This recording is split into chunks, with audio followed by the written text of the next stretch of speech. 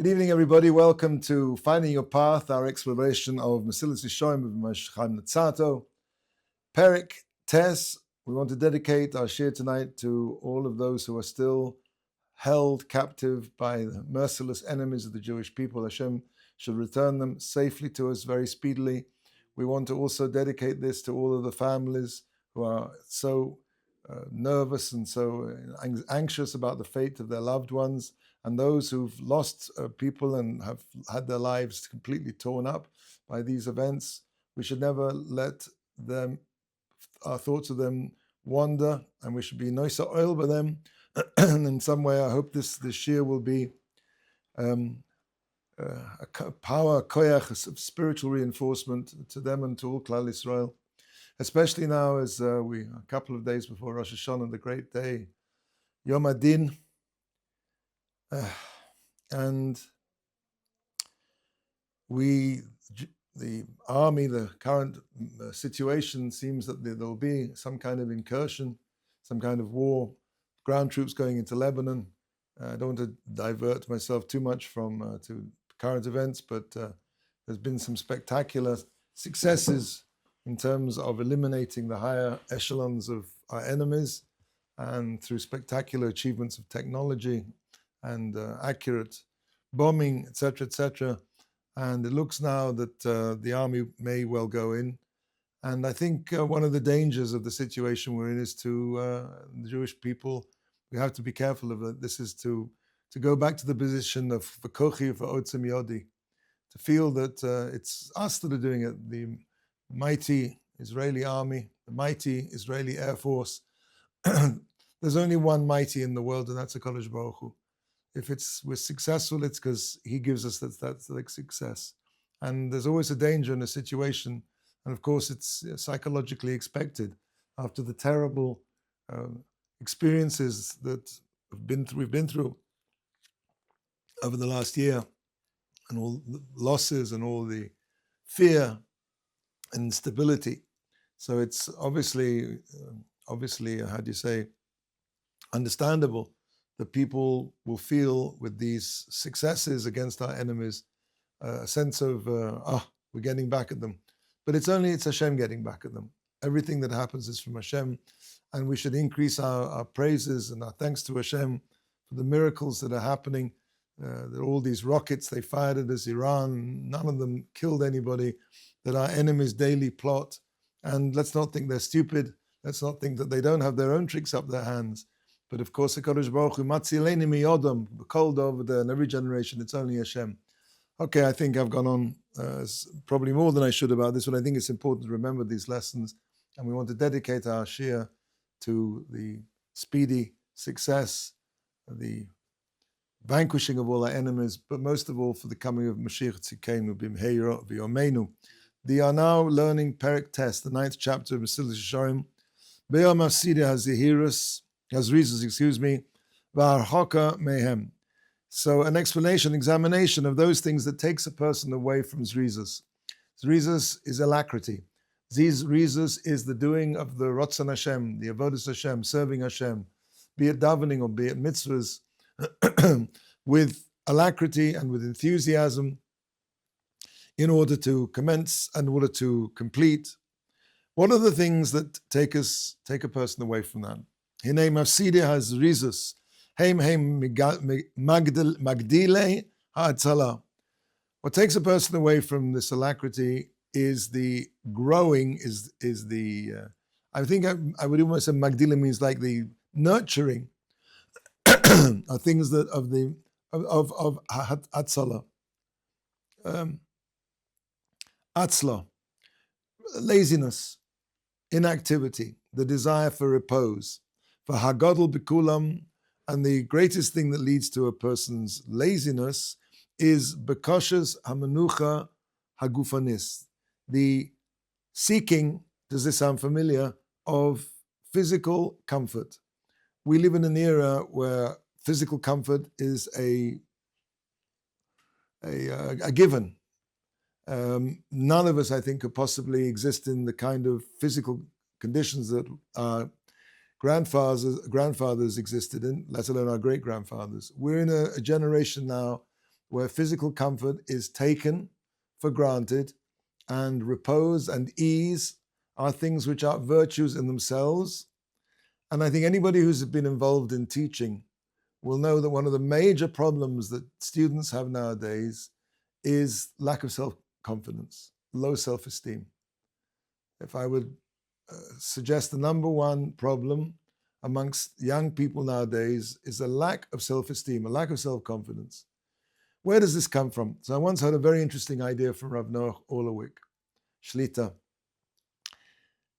We live in an era, and it gets, I think, progressively more and worse, where it's not just that we want things to be easy, it's that ease and ease of use becomes a virtue in itself. We really we really feel that things should be easy. And if they're not easy, then they don't quite fit into our world picture. A person feels that, and you see this, I don't want to knock America, but America, I guess, is the standard, if you want to call it the gold standard of physical repose, and everything in the States is bigger and better and cheaper. And I remember as a kid growing up in England after the war, and quite soon after the war. And we used to get these American comics, whatever it was, the Hulk, or I can't remember exactly, it was Spider-Man, Superman, DC comics. And they were imported. And of course, in the back page, I'll never forget looking at all these amazing things that you could get. We didn't have any things like this in our toy shops in England. These amazing sort of rockets that you could put sort of rocket fuel in and fire up to a couple of 100 feet. I don't know, sort of drones, primitive kind of battery-controlled drones. And this was just beyond our wildest dreams. So America is a society which has fostered and proclaimed the necessity for things to be easy. I think that's why there are things like drive-in movies. There's drive-in movies. I think in Reno there's probably drive-in marriage, and better still drive-in divorce after the drive-in marriage. That's probably the first thing you'll want. Everything has to be easy. I don't want to get out of my car. Drive-in banking, drive-in food, drive-in. What does all this mean? It means that life should be easy. Now, when you teach somebody that life should be easy, and if it's not easy, then there's a problem, you're doing something very destructive to that person. Let's say, let's give an example. Mount Whitney. Mount Whitney is the highest mountain in the continental US. I don't know how high it is, but let's make, for the sake of argument, was my chavrusa used to say, for the sake of agreement, let's say it would take you 3 days to get to the top of Mount Whitney with a very backbreaking, punishing climb up to the top there. Now, you could probably get to the top of Mount Whitney by a helicopter in something like 20 minutes. I have two guys, one who slogged his way all the way up to the top of Mount Whitney, and the other guy who just arrived in a helicopter. Now, who do you think feels better about getting there? Clearly the one who's put all that effort in. The thing that builds a person's self-confidence is taking on challenges and succeeding. When a person takes on something which is difficult for him and he succeeds at it, his feeling is, wow, I can do that. I'm able. I have the ability. And therefore he's prepared and he wants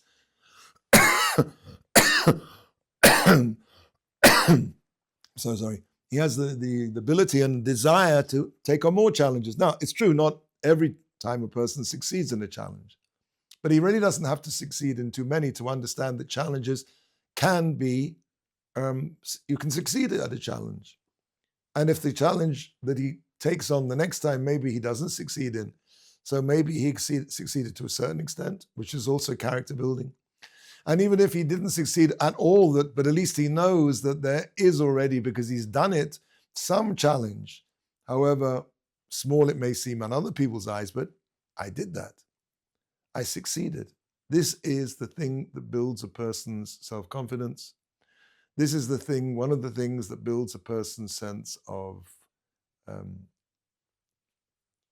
his ability to be able to be useful, be a human being that's capable and productive and has a reason to be in this world. And if you take that away, and as I say, I think there's a good argument to say that America is a society dedicated to the ideas that things in their essence should be easy. This, I think, has caused a lot of problems in terms of children's self-confidence. Clinical depression now in America is running somewhere around 8% of school children. And, by clinical depression, I'm not talking about having a bad hair day. I'm talking about people who are on medication. And one of the things that is, as he says, not only deprives a person from his self-confidence and his self-worth, is the desire for repose and the understanding that life should be easy, what this also will also take away from him is the ability to serve Hashem properly. It'll take away from him the enthusiasm to want to get up and daven, to do a mitzvah for which there will be no immediate reward that he'll see. It'll be a challenge that he won't want to take on, because his whole life is based on the fact is he has a bakasha of menucha hagufanis, a desire for physical repose. Vasinas hatorach, and the hatred of effort, va'avas ha'idunim, and the love of pleasure, betashlim kol hatanoim. Now, it's not just that he likes pleasure, but it has to be the fulfillment of his pleasure down to the last pipsqueak, to the last din nakuda. It has to be not just the chocolate, but it has to be the Swiss chocolate, which has got the special coating on the outside. A person who gets involved in this seeking after taiva of this pleasure will find that it's not just pleasure. The pleasure has to be, in order to be pleasurable, has to be satisfied down to the nth degree. Ki hinei adam kazeh vadai, shetichpad alav ha'avoda lifnei boiro, koved gadol. Somebody like this is going to find it extremely difficult to serve Hashem. Ki mi sheyirtza le'achol achilosa b'chol ha'yoshuv v'ha'menucha. Somebody who wants to eat all his meals with maximum repose. Belishons shenosa beli toired, and to sleep without any kind of bother or interruption. V'yamoyin laleches imlo liitoy, and to only go around at a leisurely pace. He doesn't want to rush anywhere. And all of these kinds of desires to make everything easy. He's going to find it very difficult to get up early to go and daven. No, he doesn't have to get up and daven nates, but he does have to get up before Zman Tefillah, before Zman Kriyishma. So that's a restriction on his Tanug Yishena, his Tanug, his desire, his pleasure for sleeping.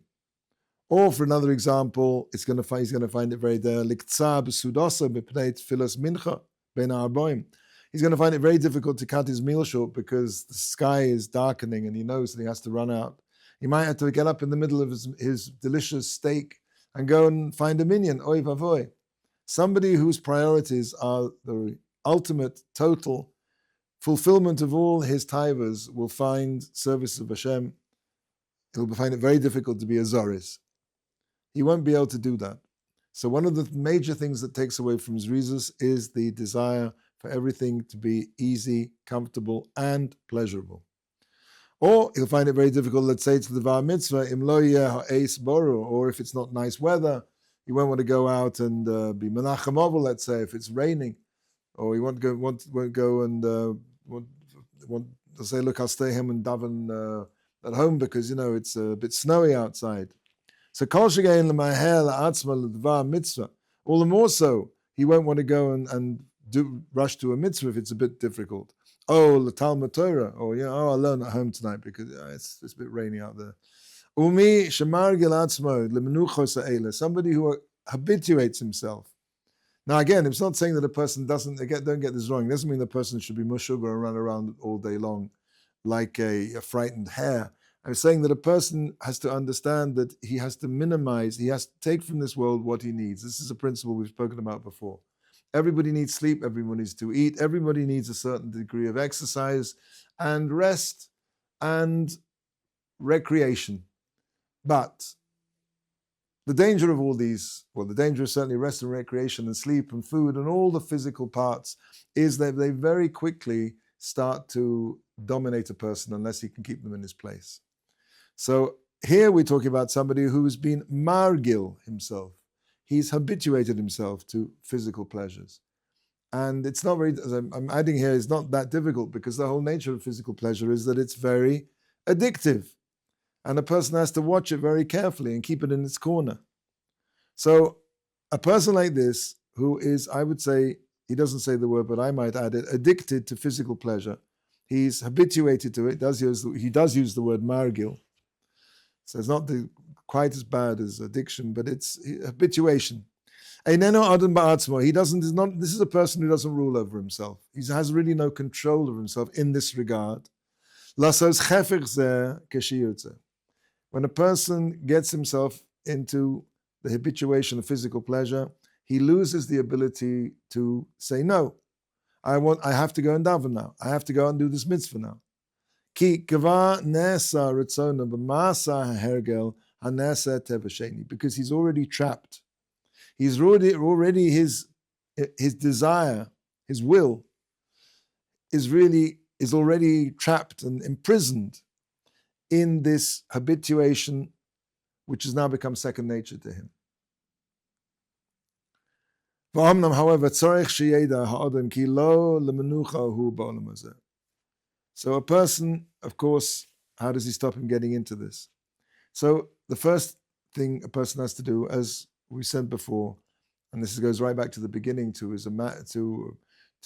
examine what is the true good in the world, what is the true bad in the world, to run 1,000,000 miles from those things which are bad, which take him away from Hashem, or even those things that they might take him away from Hashem.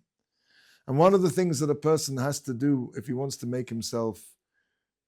save himself from this habituation to physical pleasure, is to understand intellectually, that Lola Menucha hu b'olam hazeh. Sheyeda Adam, I'm sorry, v'omnam tzorich sheyeda Adam ki lo lemenucha hu b'olam hazeh. A person is not in this world to take it easy. This is not the world of rest. Ela la'amal v'torach.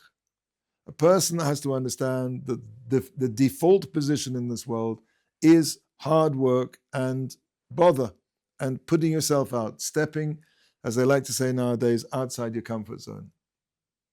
That's what this world is for. That's what this world is for. And when a person realizes that and he understands that, and of course that's what this book is about, is to align one's thoughts and aspirations and ideas with what Hashem wants from me. So when a person understands, as Chazal say, and I think he brings, going to bring some Chazalim in a second now, when a person understands that that's what this world's all about, that's what this world is a place of hard work and putting yourself out, going outside your comfort zone. So intellectually, once he can appreciate that, that really is the foundation that he can then start to work on his behavior. Now, of course, we've spoken in previous times how behavior also leads to thought and to feeling. But it's not just it's a two-way street.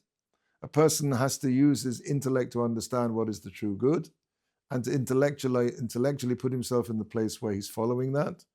And of course, the converse is also true. The more he habituates himself to do the right things, the more intellectually he will be informed as to what he's doing is the right thing. It's really a circle. So it can be a vicious circle, or it can be an upward spiral. But the way that he's saying here that a person first we have to understand, you're in this world. What is this world about? This is not about a world of pleasure. It's not what it says on the ads. It really isn't. This world, the Torah teaches us, Hashem has told us, is a place, is an antechamber, a place of work. As we said right back, I think at the beginning, is a factory. Factories sometimes can be very noisy. Factories sometimes can be very greasy and oily. Factories can be dangerous. But it's a factory which produces something called Olam Haba, the world to come, which is the Olam HaManucha.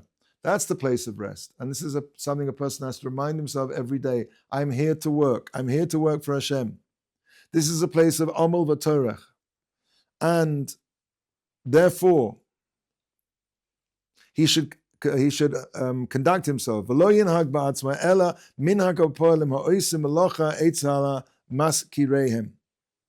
A person should be like, as fits in well with the factory, how do you say, analogy, that a person should think of himself as a worker who has a job to do.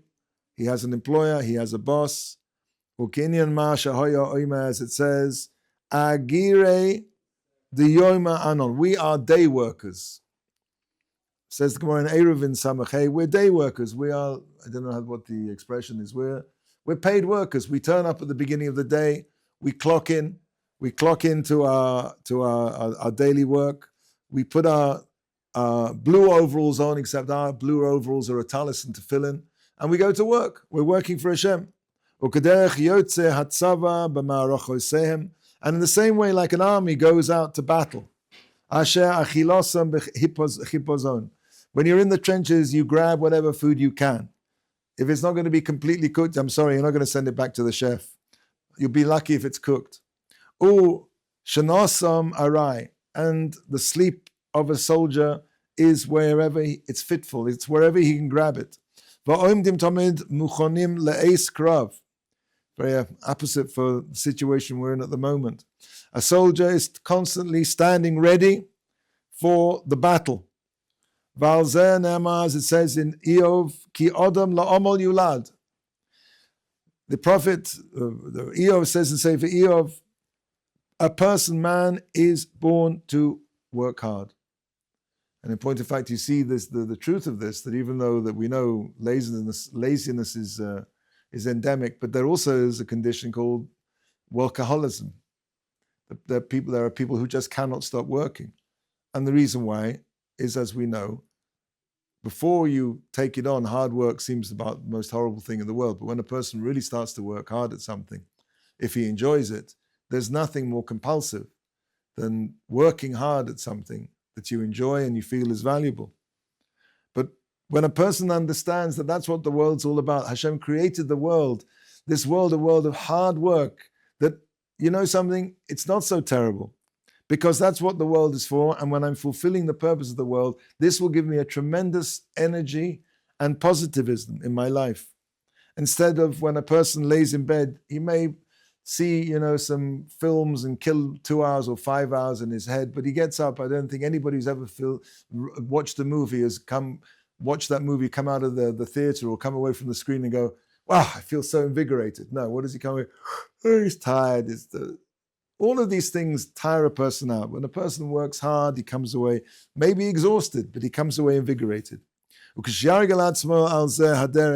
when a person habituates himself to this way of behavior, he's going to find ha'avoda kala olav vadai. Fascinating idea. He's going to find here, that the work is not just not so difficult, it's light. Habits are wonderful things, but habits can also be terrible. A habit is a great thing. Why is it can be great? Because a habit takes away from you the necessity to think, and you can use your mind for more important things. Nobody thinks about brushing their teeth in the morning. Why? Because from the age of dot, your mother, your father taught you brush your teeth in the morning. That's a hergel, that's a habit which is extremely positive, because if you don't brush your teeth, they'll fall out. So we're surrounded. So what happens is, when a person habituates himself to get up and daven, to learn, to put this effort into it, he finds that it's not just tolerable, but it's light. Kal, he says, it's not something that is just bearable anymore. Once a person uses his inbuilt character trait, and we all have this, of habituation, to create habits. A person can create good habits and bad habits, but the thing about a habit is, once you have that habit, you don't even think about it, or you think about it very little. It's not something that requires a lot of effort, a lot of decision process, a lot of toing and froing, humming and hawing. You do it.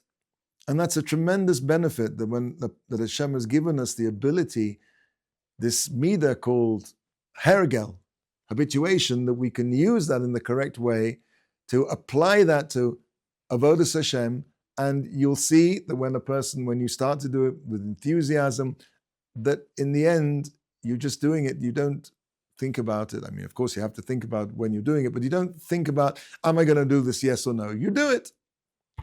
Because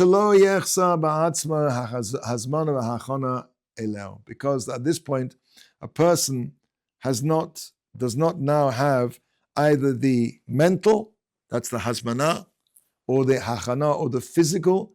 He doesn't lack the mental or physical preparation to do what he has to do. It's all built in. It's all programmed. He just has to push the button. That's what Chazal teaches in Avos Perek Daled. I think it's Perek Daled. 6:4. Perek. So 6:4. Okay. So 4 is the chapter and 6 is the verse. I just have pay Daled here. I can't. It's not Avos. It's not. Okay. Again. 6 is the chapter and 4 is the verse. Chapter 6, verse 4. Okay. Very good. So, as it says in Avos, Kachi darka shel Torah. This is the way of Torah. Pas b'melech tochal. Eat your bread with salt. Umayim b'mishsura tishteh, and drink your water in measure. V'ala oretz tishon, and on the ground you should sleep. Shehu klal ha'choka b'tachlis min ha'menuchos ha'edunim. So a person, it says that's the complete opposite, the furthest way distant you can get away from luxuries and the desire for fulfilling every single desire physically that you have in your life. And that's what makes a person happy. That is what, when a person does that, he will find himself extremely happy. Okay. So that's we're talking about the desire for physical repose and pampering oneself. Od Mavsidi has rizos hu rov hapachad v'godel hamoira min hazman v'altodosov. This is something that a person will let him say it out. Another thing that takes away from alacrity is great fear and trepidation, apprehension of what might happen. Ki pa'amira me hakor umeachoim. Sometimes a person's scared it's going to be too cold, it's going to be too hot. Upam me'abegoyim, upam mina choloim, upam mina ruach.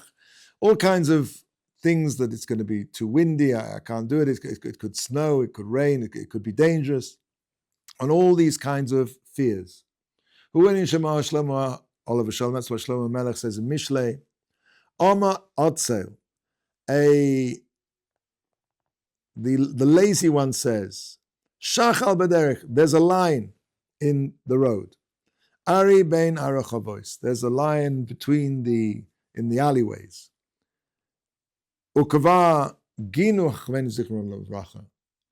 Mida Hazois, and Chazal have already criticized this Mida. This is the Mida of, we're going to say, of misplaced fear. Misplaced fear. Ukava Gina Chamna Zivrach Levracha Amida Zos v'yechasu v'yachsuha el hachatoim, and they related it to people who are sinners. U mikra masaimam, and they brought a posik to support this. Tichsiv, it says in Yeshaya, Pachadu b'tzion chatoim. The evil ones in Tzion are the ones that fear.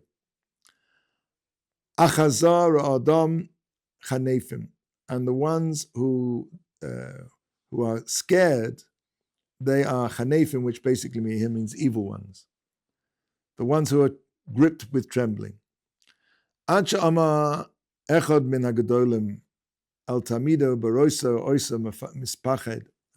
of the great ones saw one of his talmidim who was scared, and he said to him, Chatoat, you're a sinner. Ela alzeh ne'ama, as it says in Tehillim, Betach ba'Hashem, trust in Hashem, v'aseh tov, and do good, shekon eretz ure'ei emuna. and shochan eretz, dwell in the land, and re'eh is like shepherd, nurture your emunah, your trust in Hashem. What he's saying here is basically that a person who is betach in Hashem, he has no reason to fear.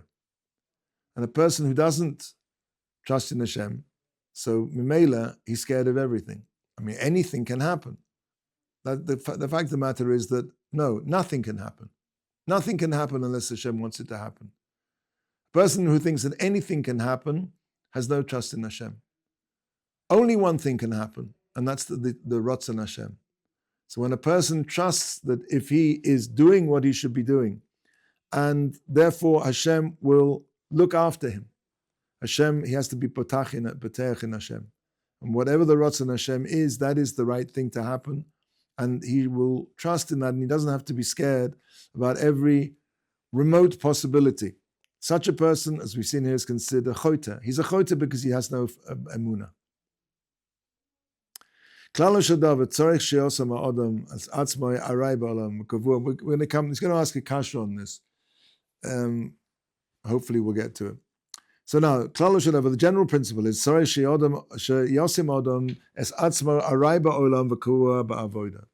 person has to place himself in such a situation that he's arai in the world, meaning arai really means non-permanent.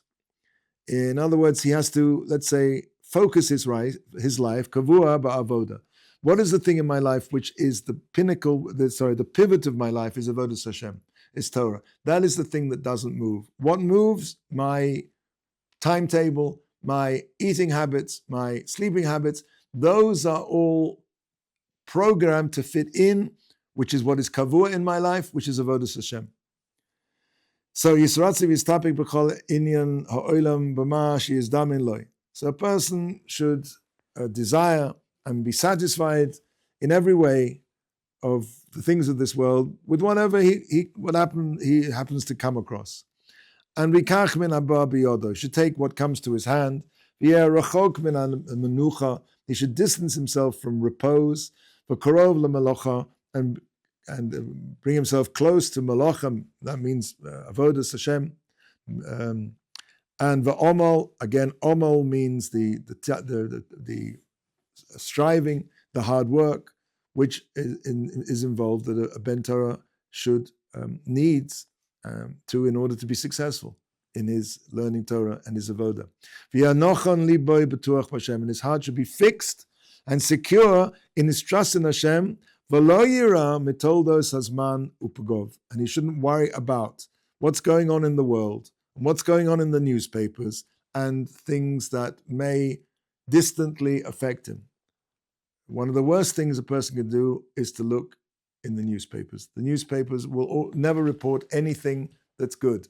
I never saw a newspaper that said, Mr. Cohen got up this morning, he thanked his wife very much for breakfast and he went off to work. No, newspapers are interested in one thing and one thing only: sensationalism of all kinds, whether it be prurient and indecent, or scandals, or wars.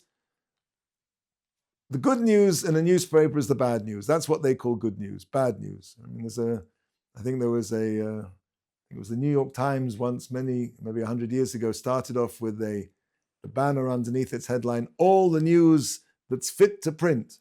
And somebody came along and cut out the last two words and just left it as all the news that fits.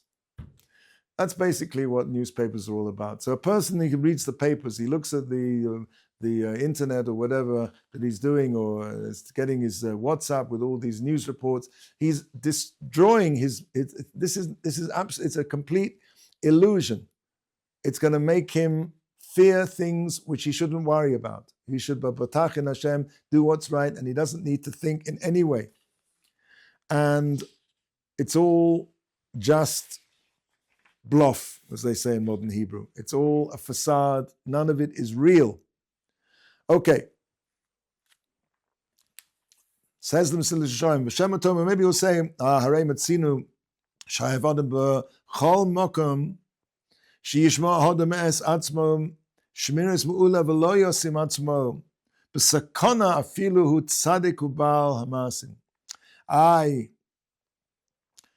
We see that the Torah says, Achamim have told us that a person in every situation should guard himself, should make sure that he doesn't put himself into danger in any way. And even if he's a tzaddik and he's somebody who has many good deeds, he shouldn't place himself into a dangerous situation.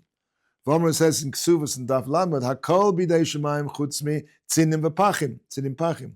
Everything is under the hand of Hashem except colds and chills, meaning that if you go out in the middle of the freezing snow and you don't have any shoes and socks on and you catch a cold, you can't say, well, I was trusting Hashem. A person needs to do a certain degree of looking after himself. Mikra Kozu says in Devarim Dalad, Nishmatim ma'oid l'nafsho seichem. You should guard yourselves, meaning your health, very much. The word ma'oid in the Torah is very, very, very rarely used. Ma'oid, very much. The Torah never resorts to hyperbole. So when it says you should guard yourself very much, it means very much. Hare she'ein lahachlit b'tochon hazeh al kol ponim.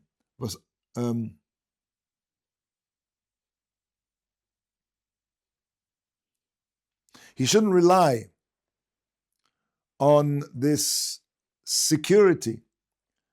Al kol ponim v'hosa marmu, and it says, how does he translate? Haresha ein lahachlit b'biton hazeh al kol ponim.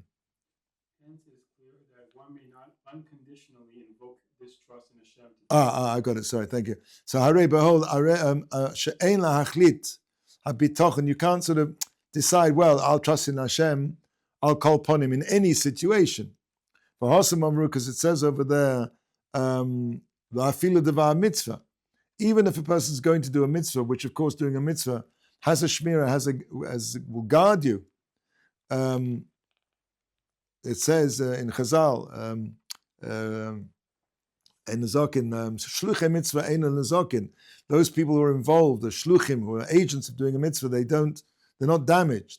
Da ki yesh yira v'yesh yira. But that's only in a place where, I think he's going to say this, where danger is not commonplace. For example, it may be a mitzvah to go and do tashlich at an open water, but to walk down through Silwan in the middle of the Intifada, or nowadays to do it is probably a reckless thing to do unless you have a police or an army escort. So we can't say, well, I'm going to do a mitzvah, so therefore it's only shluchei mitzvah ein lezokin, where hezeka ein shchicha, where damage, where danger is not prevalent. But in such a situation, you cannot rely even on a mitzvah, because yesh. Sorry, I lost it. I'll call upon him. Because I feel a devar mitzvah, you can't rely on that. So no. Ki yesh yira v'yesh yira. Okay. So he's posed a contradiction here. We just said that a person who fears unnecessarily is a chota, he's lacking in faith. And now we're saying the Torah itself says that a person should be extremely careful and not rely, even if it's a tzaddik and he's Baal Maisim, and even if he's on the way to do a mitzvah, you can't rely on that. So the answer is to settle this contradiction. Yesh yira ruya v'yesh yira shota. There is an appropriate fear and there is a foolish fear. Yesh b'dochem yesh cholelus. There is a confidence and a security which is reckless. Ki hinei ha'adam baruch hu osa es ha'adam bal seichel nochon usfar nochona le'sheyinag atzmo al derech tov v'yeshomer min ha'devarim ha'mazikim asher nivru la'anish es ha'reshoim. Because HaKadosh Baruch Hu has created, why did Hashem give you a brain? He gave you a brain, but clearly because He doesn't want you to just wander off into something which is a minefield of some kind. You've got eyes to read that it says danger. You've got a brain to think, I can't go in there, that's dangerous, it's full of terrorists. So why did Hashem create a person to be a Baal Seichel, to be intelligent, and to have correct svara, nechona, appropriate understanding, in order that he should conduct himself in the proper way and guard himself from things which might damage him. And why are those things in the world that might damage him? It's interesting he throws this in here. Because those things are created to punish Rishoim. So they're there for a reason, but you have to protect yourself from them. hachama. Uvayafkid atzmo lesakonos hine ein ze bitachon ela holelus. So somebody who wants to conduct himself who doesn't want to conduct himself with wisdom and supervise himself, guard himself, and keep himself away from dangers, this is a person, this is not called trust, this is called recklessness. This is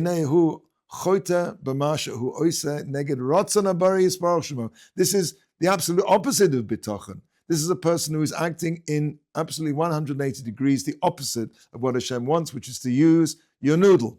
Sharod says, that Hashem wants a person to look after himself. And Nimtza, Shemilvad Sakana Hamut Ba'as Bedava Ashehu Olu Ola Mipnei Chisron Shmiroso.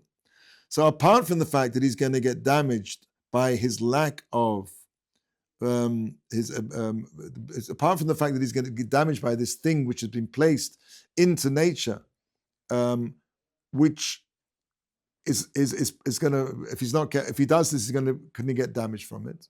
So apart from that punishment, the damage itself to him, the mischayev, he's also going to be mechayev himself. He'll have to give account. He's going to be punished by Hashem. Bekum aseh b'chet asher hu choteh, because he got up and he did something which was an aveira and a bittul of nishnatam nafsho seichem. V'ninsa hachet atzmo mevi la'onesh. So it comes out very appropriately that the sin itself leads to the punishment. The sin of not looking after himself appropriately will lead to the punishment of him getting hurt. V'ulam hashmira. I don't think we're going to be able to finish this week.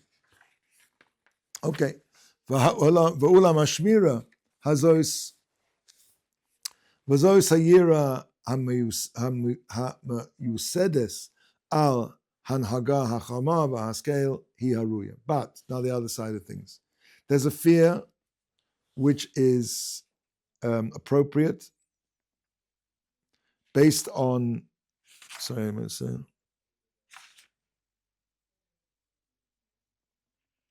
Right, so that's the kind of fear that a person should be fearful of, and if he's not, then he's stupid. Sha'olav nema orum ra ra v'nista v'soyim ovru v'nanshu. That's what we're talking about here. Orum literally means naked, but here it means his eyes are uncovered. In other words, a person of piker, somebody who's sensible, he sees ra, he sees the evil, v'nisto, and he hides from it, he avoids it, he takes precautions against it. Uv'soyim, and the foolish ones, ovru, they go gaily ahead, and they get punished for it. In other words, they sail along, blithely sailing into danger, and they get damaged, and that's their punishment for failing to heed the logic of their brains. Achayira hashotehi. But the fear of a fool is that a person rotzela hoisiv shmiras al ashmiras. He wants to guard on guardings. He wants to not only just be careful, but he wants to be super careful. And on that, he wants to be even more super careful. This is foolishness. More and more layers of guarding. Now, when a person spends so much time worrying and protecting himself against what might possibly happen, this will lead him to neglect his avoda and for sure to bittul Torah.